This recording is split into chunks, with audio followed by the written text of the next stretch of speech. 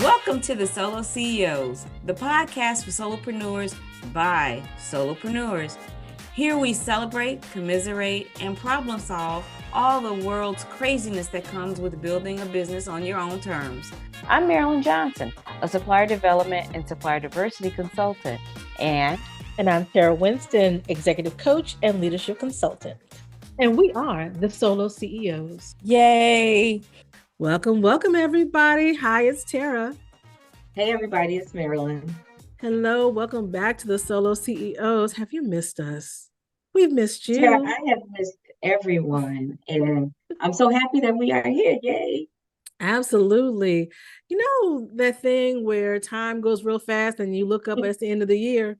That just happened to us. But I don't think that we have not missed you, have not thought about you. But we figured we could not let December 31st pass by without giving you a little love and reconnecting with our SoloCEO community. So here we are. Happy December, Marilyn. Happy December to you, Miss Tara. I am so happy to be able to be here and just share a little love and a lot of fact with our community before we leave this doggone 2023. I cannot even believe it. Seems like just yesterday that we were recording our 2022 farewell for the year. Maybe because that was one of the last times we recorded. Yeah. We actually are more buttoned up than this in our work life, maybe. But we did want to share some stuff. So let's jump into it, Tara. What has been going on with you this year? I know we can't get into everything. Only the juicy stuff, because I don't care about the mundane stuff. Just only the sexy stuff. Only the sexy stuff. Right. Gossip worthy. I started 2023 with so much hope. Like you get that. I don't. Hope alive. You know what I'm saying? I don't make New Year's resolutions, but it's like you turn a page. It's the new year. Things are going to be new and different. I had a whole strategic plan for my business. Oh yeah, we about to get into it. Y'all. So what I can say is 2023 definitely had some highs and some lows. On the personal front, I had some health challenges. We lost some family members. There was a lot of kind of impact physically and mentally on my energy, right? And so while the business chugged along, it took more and more and more out of me. And so what I can say is, I think the business, we had an okay year, but that okay year cost me more to deliver. And so by the time I got to beginning of Q4, like I was out of steam, right? I just, and I could show up to my meetings and do the thing and deliver good value to people. And so I know that I was still doing right by my clients, but it just took more and more out of me to the point where I could almost not deliver, to myself. And so I had to take a step back, which is hard, because on the one hand, I spent a lot of time cultivating relationships and trying to build to grow. And I actually had to stop myself and say, growth at the expense of myself can't keep happening. And I started to pull back a little bit. So what I can say is I gained a lot of knowledge about myself and a renewed vision for what I want to do. But man, I learned them lessons the hard way. That's my summary. Marilyn, what was your 2023 like? Man, I love to have these conversations about how the year is going. So like you, between personal and professional, it was very interesting. I'm nothing but candor by saying that professionally, 2023 started out like yours, where it was lots of promise. I had great prospects, and then that crap fell flat. It absolutely fell flat. 23 years in business, and this was by far the worst year financially for me. Fortunately, because I've been in business for so long, I didn't panic about it. However, it did start me thinking, can I retire? And not even as a joke, but just, you know what? I don't know how much I've mentally am ready to go forward with these types of fears. It's just hard. Personally, life be life. Some good, some bad. We had a scare not too long ago with the health of my father. Fortunately, he pulled out, but it is what it is. It's not easy. It's not sexy. It's not fun.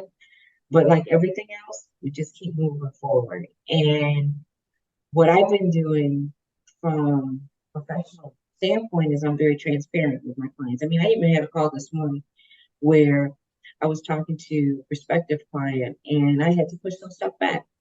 And I explained to him why. And I think it's really important for everybody to understand that when you are working with clients, if they do not come across as humans, and you are a human, then maybe that is not your client. Because I gave this guy like a 5. Your audio is struggling. Is it really? Yeah, you're like, I think you'd be better off if you were off. Just take it off. Yeah. Okay. Can you Right, hear so me? that is actually better. Okay. Right. So now, so do the pause so Krista can cut it, and so now talk about the client. So I just had a call this morning with a client, and I got to tell you all that if you have clients and they don't come across as humans, and you consider yourself to be a human, maybe that's not your client. Because in talking to this guy, we've known each other on and off for the last couple of years. Never really talked personally. I don't really talk personally with most of my clients. But I explained to him some of the challenges, and he held up one hand. He says, no more, say no more. You just tell me when you're ready, and we will resume. He says, life is life. He's like, as you see, in his background, he says, this is the third background you've seen me in because I've had my challenges for personal reasons. And I do not assume that to only be me. And it was really refreshing because people put on that stone face and they act like business is business. But as a solopreneur, business is business. But your life is also part of your business and they bleed together no matter what. And I think that's that's an important distinction to make because so many of us, those of us whose hair is a little bit grayer than others, we I'm like, I in the fight, so I gave up. Some of us, when we started our careers, there was a way that people operated in business. Like you didn't talk about personal. You got 3 bereavement days when you lost somebody. Like there's this idea of what should be the way you deal with personal issues. I would say post the pandemic, everybody is a lot realer, and so not holding yourself to an old standard about what you think it means to be a professional. I'm gonna say this, honestly, I'm gonna stop you on that, and I say some of it is generational because I come from a conference, and I am so excited to be around some of the younger people with fresher ideas because we still got some old heads that's walking around saying, yeah, 2023 was great. And I'm like, you full of shit. And, because then I go and talk to some people, and not that I expect everybody's year to suck, but let's be real. When you're in the same space, when you're having a good year, and when your competitors or folks that are just in the same space with you are having a good year.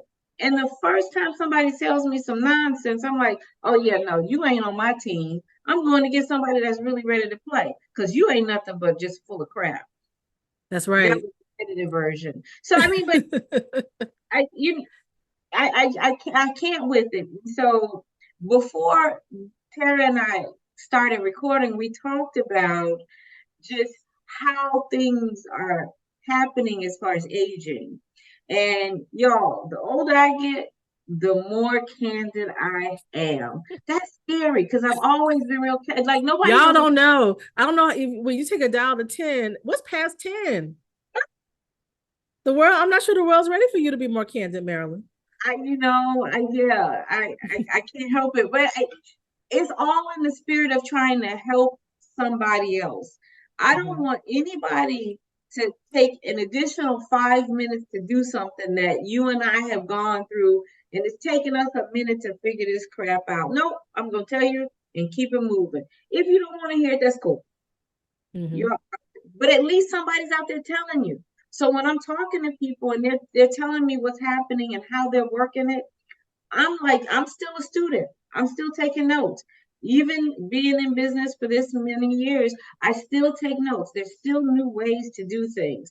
But the one note I can tell y'all without hesitation, 2023 sucked for me massively. I'm not broke. No. I still look a little cute. Well, she's still cute, right? You know, she's still my sugar mama.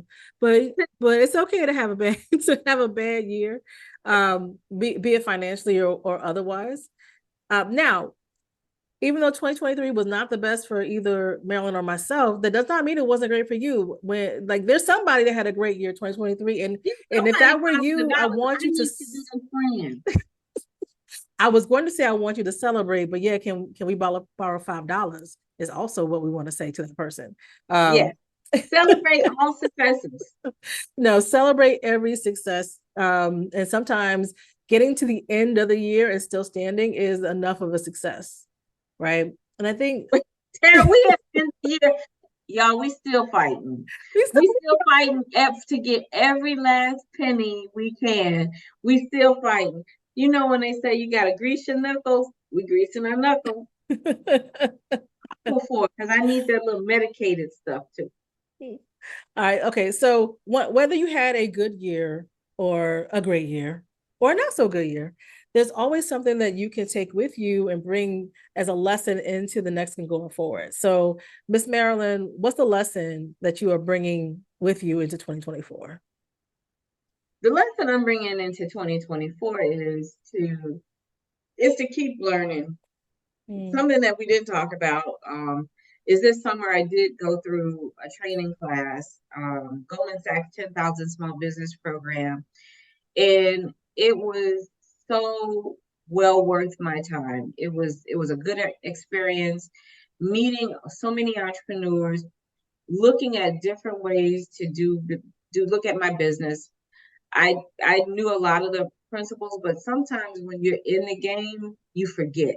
And so being able to sit still for an entire day and only focus on my business was worth, I forget how many weeks. It was pretty much the whole summer. It was the entire summer, yeah. Yeah, but it was well worth the time. So the number one thing is to keep learning. I walked away from that experience not only with a renewed sense of, hey, I am on the right track, and hey, yeah, we are going to have not so great days, but also there's still a need for the services that I provide. So just keep putting one foot in front of the other, even if those steps lead you to the couch where you need to sit down for a minute, because I did that the other day too. But stay in the game until you're ready to honestly say it's time for me to try something new. And I have to say, kind of watching you go through that learning program, I learned a lot too, you know, because by the time I started my business, Marilyn was really well entrenched. You know, a lot of the things that we talk about on this podcast were things that I went to Marilyn, like, Marilyn, how do you do this? Right. So, because she's been in the game longer than I have. And so watching you reinvent yourself, watching you kind of, you know, pick up the pieces of your business and kind of turn them over and, you know, weigh them against each other and see where you want to make adjustments and not like that. That was actually a really cool process. And I kind of learned through osmosis and watching you in that. And that's really powerful. And I don't, you know, so if you've been listening for a while, some of you know this, but some of our newer listeners may not know that, you know, every once in a while, Marilyn and I, and we may bring in some supporters or mentors, we sit down and kind of lay out our businesses and start talking about like using each other as a sounding board. Like, where do I want to go in the future? What doesn't work? And so like, it was nice to see that kind of that same aspect, you know, from the outside. And I learned a lot from it. So thank you for going through. For Marilyn got to do all the homework and I got all the learning. So I'm just saying, who's the winner in this category? Right. I was back in college. I mean, they put me through the ranks. I would sit in class all day, and then I would have homework. I hadn't done homework like that to that degree in a minute, but you know what? It kept me thinking, and I enjoyed it. I like that kind of stuff, and I just love being around the people. I love learning about other businesses that have nothing to do with any of the stuff that I'm doing. Most of the people still didn't understand what I did. This one guy came up to me at the last session and said, "We've been sitting in class with each other for over a month, and now I'm figuring out what you do." And that was okay, but what it told me was that creating an easier message is always necessary, because people sell your services if they like you without you ever being in the room. The easier you make it for them to sell your services for you, just from just general networking, the better it is for you. But Tara, talk to me about what you did, y'all. She had to do some things. So let's hear about what some of the things that you did, because that chick is always busy.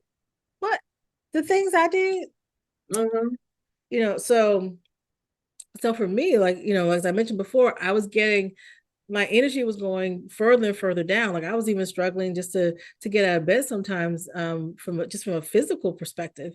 And what one of the things that I had to double down on was leaning on my team around me. Like we talk about having resources that you trust.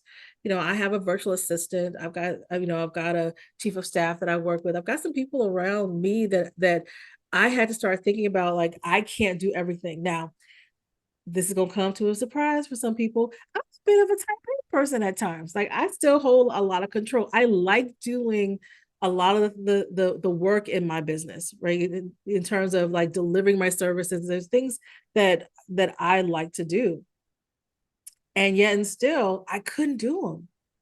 And so I had to sit with my team, and they said, well, like you have to give up some control and let us do something. So whether it was like trusting my virtual assistant to go into my email and start highlighting, responding to people directly, bringing me only the things that I needed to, like whether it was really looking at my client list and think about what are the relationships that maybe aren't serving me as well.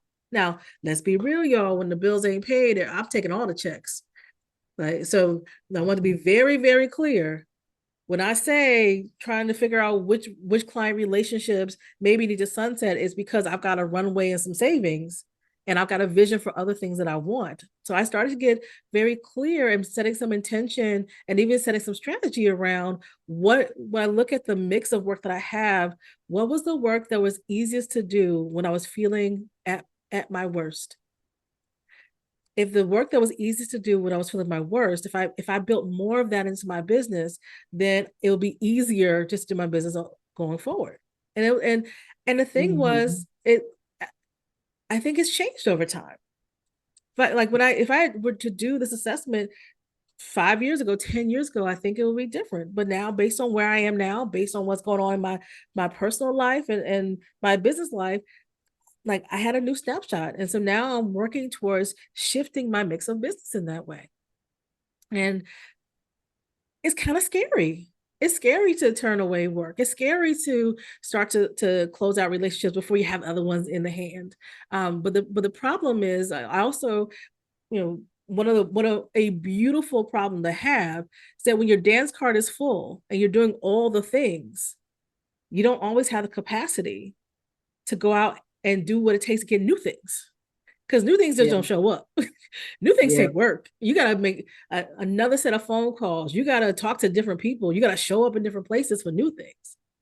And so Tara, sorry to cut you off, for people that are new, but even those who listen to us over time, can you just share with them how you get business? Okay. So I have largely gotten my business through referral. And so based on the people that have worked with me before, they go, Tara, it's great. And they pass my name and number on. Now, the challenge with wanting to do new things is people know you for what you used to do. And they will refer you new work based on what you used to do. And so it requires me getting a little bit out of my comfort zone to start getting things in a different direction if I want to, because my referrals will continue to give me more of the same. Now, I can't say enough about referrals because that's the best way to build your business. Mm-hmm. But on average, how long did it take you to even build that referral network? Oh my God. What time is it now? Like 50 years. It took 50 years to build that network. But what's beautiful about building a referral network is that I've been spending time the past couple months since I've been intentionally trying to shift things in like I have great clients. I have clients that we've built relationships with, and because I'm always focused on their good, I'm educating them on what kinds of things I want them to refer me to.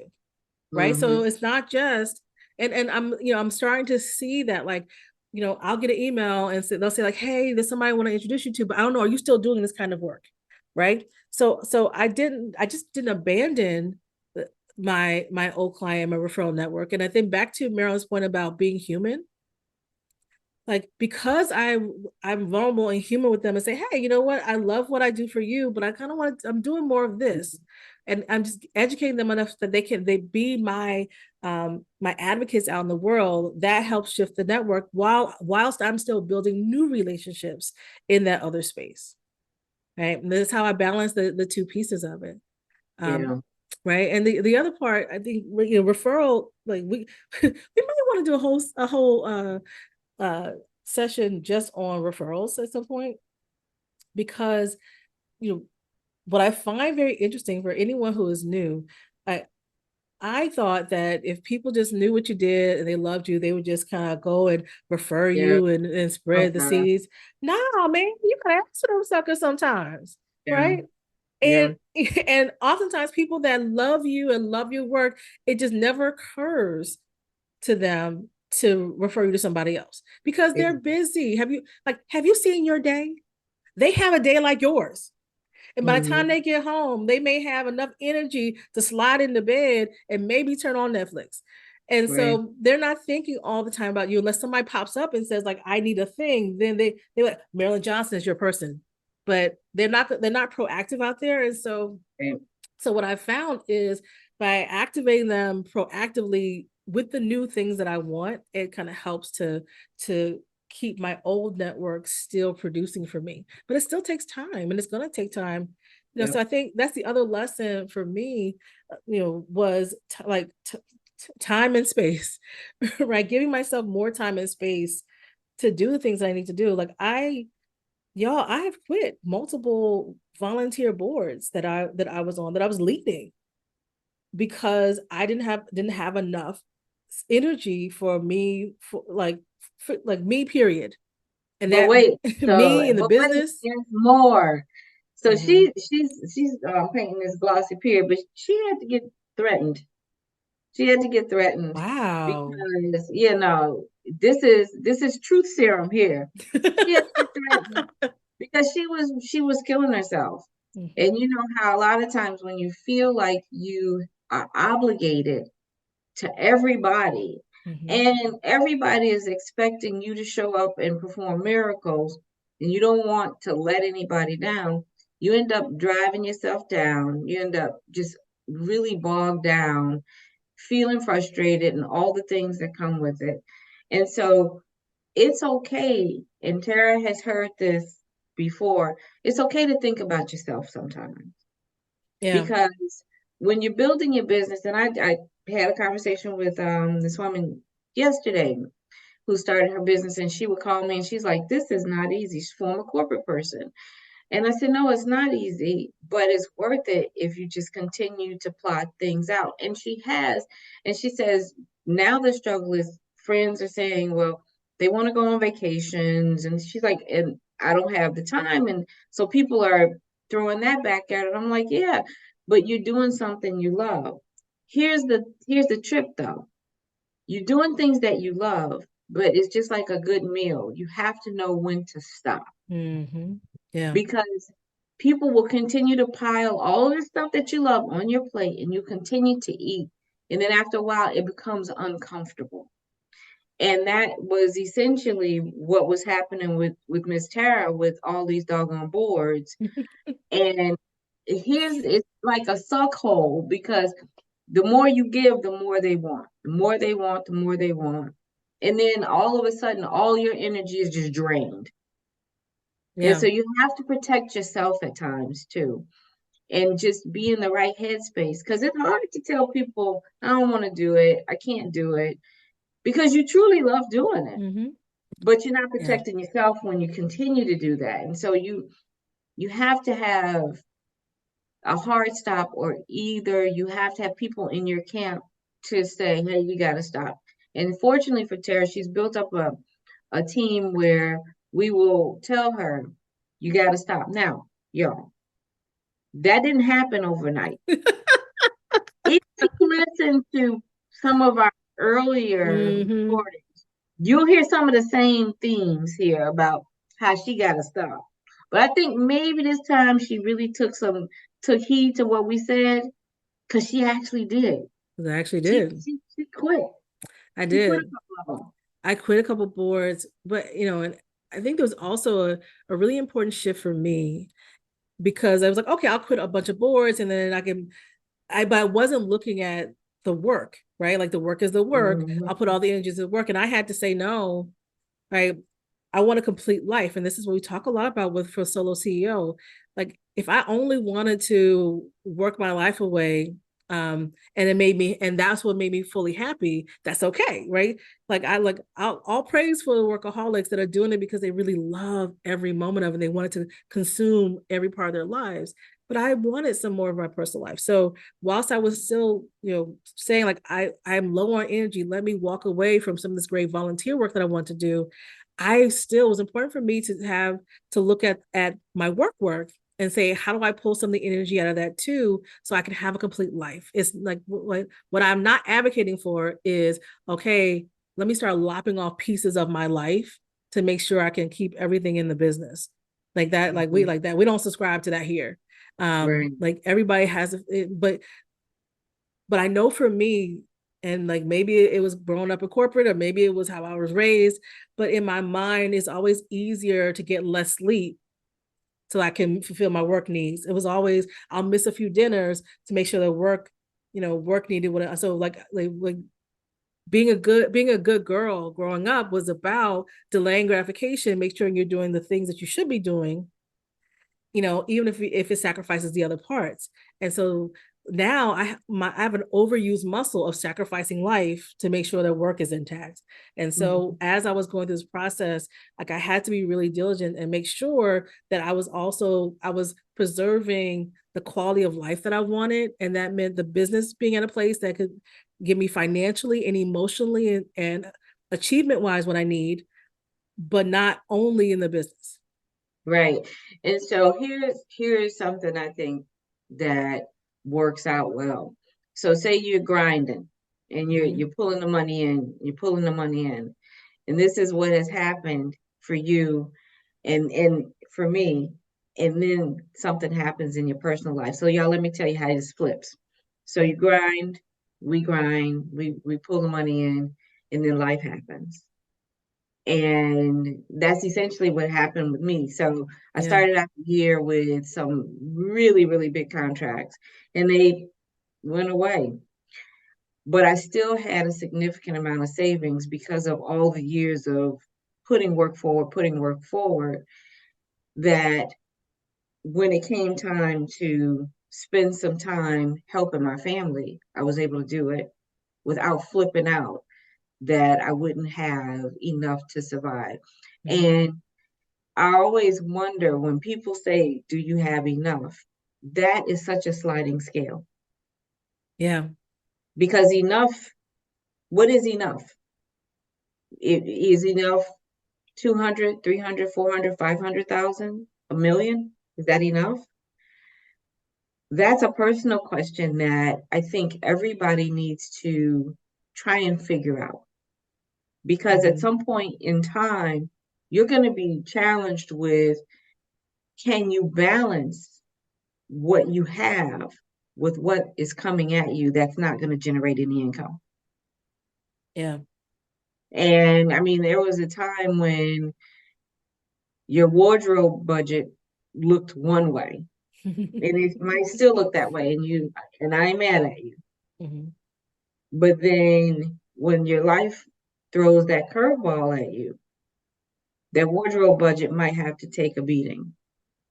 You might not be able to put everything in the dry cleaner. You might have to put it in the washing machine. And Girl, you sound like somebody grandmama talking about save your pennies in your purse.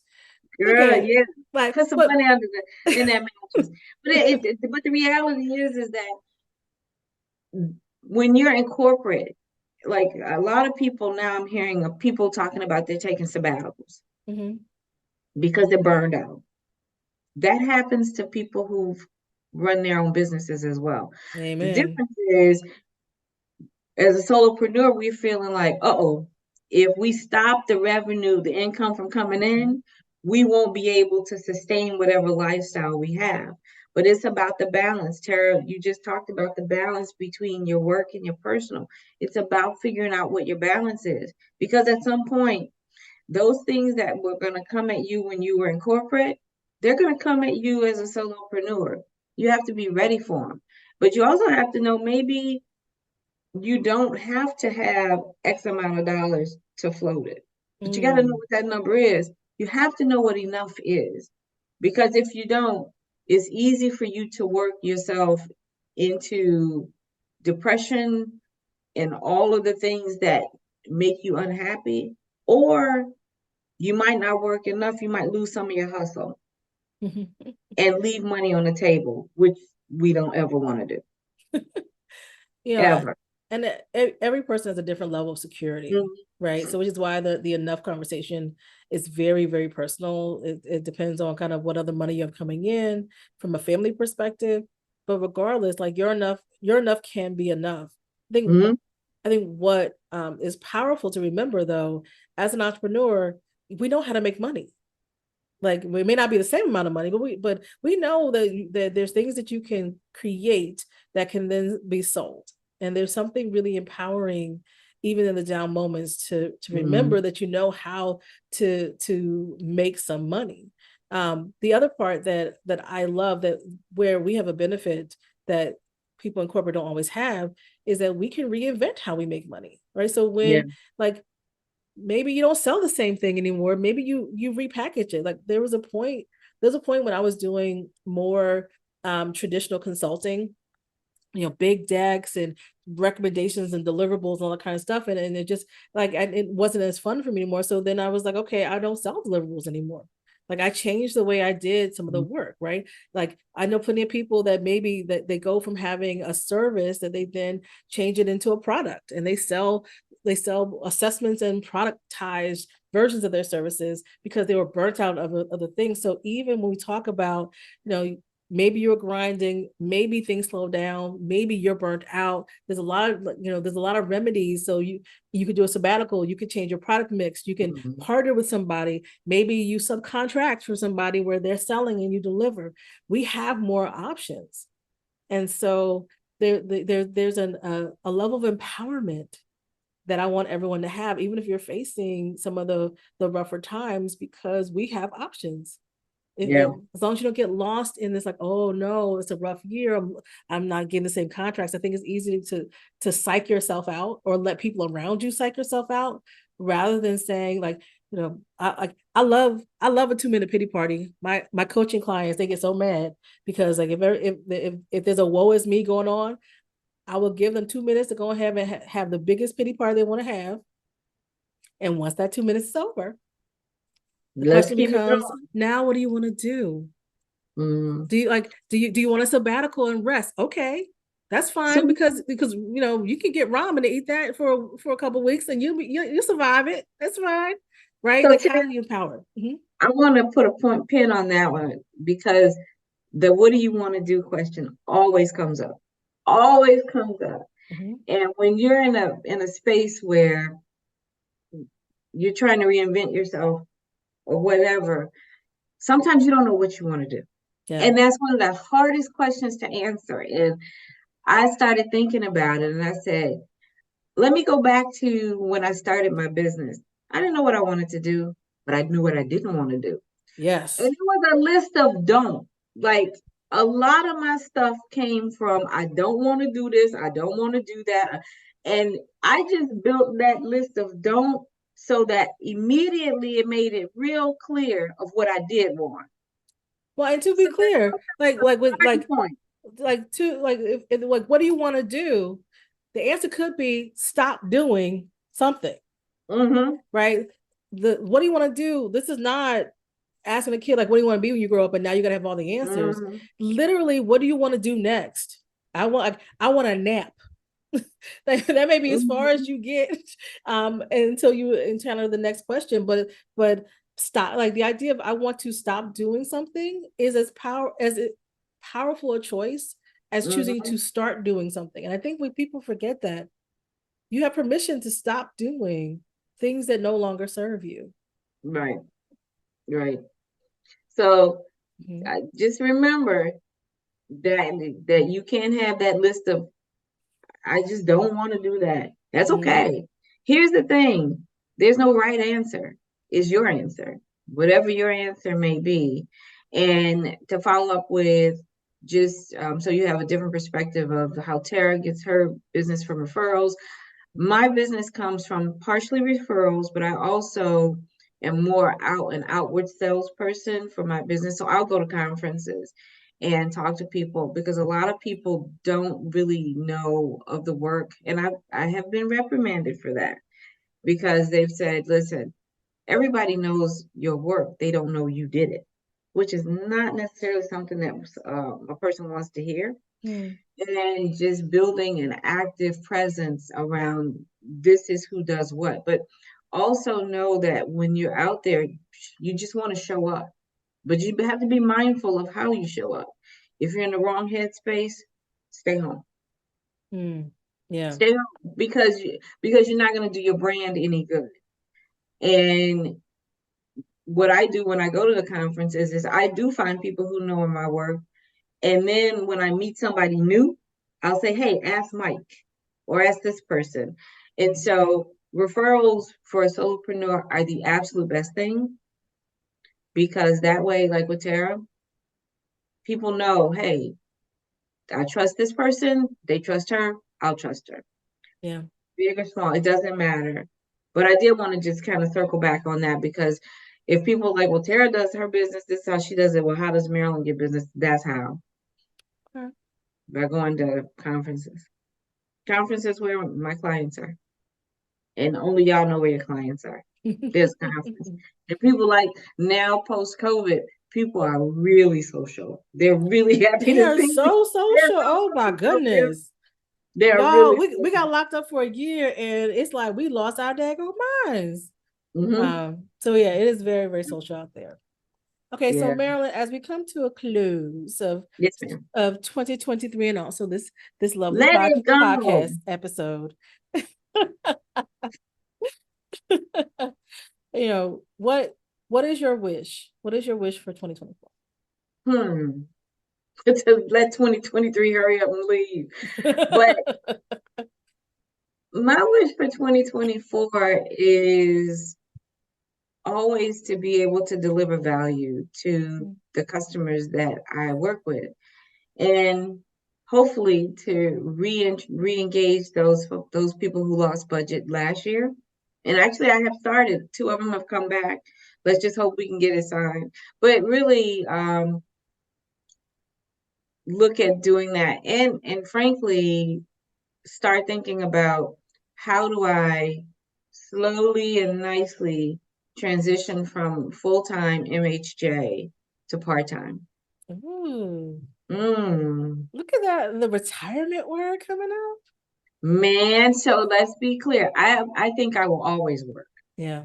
Because the way I look at what people will consider work is what I do, which I don't think of as work. It's such an extension of who I am that I don't think I'll ever stop, but try and transition a little bit out. I mean, I've had a couple ideas float past me and I'm like, that's different.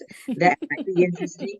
And so here's the thing, sometimes folks, People will come up with some ideas, and because it's not what you're doing now, you might like let it go, but stop it, let it sink in for just a half a second and say, does that make sense?